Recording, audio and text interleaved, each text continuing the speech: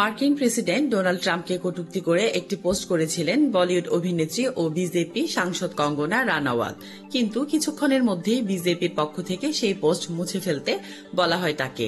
এরপর দুঃখ প্রকাশ করেন।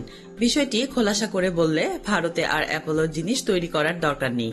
সম্প্রতি এমন পরামর্শ অ্যাপোলোর এক কর্মকর্তাকে দিয়েছেন ডোনাল্ড ট্রাম্প, আর এতে রেগে যান অভিনেত্রী।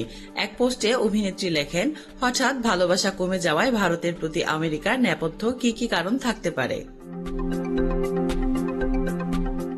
এরপর মোদীকে পরোক্ষভাবে ট্রাম্পের বাবা বলে অভিহিত করে কঙ্গনা লেখেন, ট্রাম্প আমেরিকার প্রেসিডেন্ট হতে পারে না, কিন্তু সারা বিশ্বের সবচেয়ে প্রিয় নেতা হলেন ভারতের প্রধানমন্ত্রী।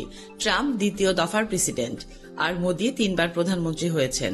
তবে নিঃসন্দেহে ট্রাম্প একজন আলফা মেল, কিন্তু আমাদের মোদী সব আলফা মেলের বাবা। আপনাদের কি মনে হয়? শুধু তাই নয়, ট্রাম্পের মন্তব্য কূটনৈতিক নিরাপত্তাহীনতা থেকে নাকি ব্যক্তিগত ঈর্ষা থেকে, সেই প্রশ্ন পোস্টে তুলেছেন কঙ্গনা। এরপর সেই পোস্ট মুছে কঙ্গনা লেখেন, শ্রদ্ধেয় জেপি নড্ডাজি আমাকে ফোন করে ট্রাম্পকে নিয়ে করা আমার পোস্টটি মুছে দিতে বলেছেন। আমার ব্যক্তিগত মতামত এইভাবে তুলে ধরার জন্য আমি অনুতপ্ত। নির্দেশ অনুযায়ী আমি সেই পোস্ট তৎক্ষণাৎ মুছে দিয়েছি।